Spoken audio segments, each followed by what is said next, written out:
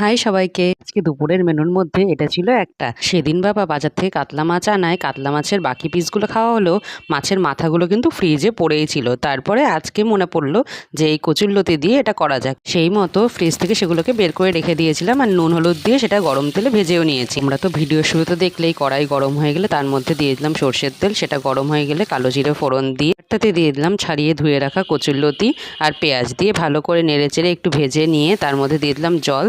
এবার ভালো করে সেটাকে ঢেকে দিলাম যাতে কিছুক্ষণ সেদ্ধ হয়ে যায়।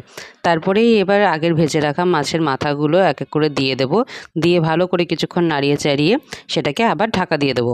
তো আমি প্রথমে ভুলে গেছিলাম যে কাঁচা লঙ্কা আর রসুনটা না দেওয়া হয়নি, তো তোমরা প্রথমেই এটা ফোড়নের সময় দিয়ে দিও। আমি এখানে একটা ছোট্ট প্যানের মধ্যে তেল দিয়ে তার মধ্যে কাঁচা লঙ্কা আর রসুনটাকে ভালো করে একটু ফ্রাই করে তার মধ্যে দিয়ে দিয়েছি।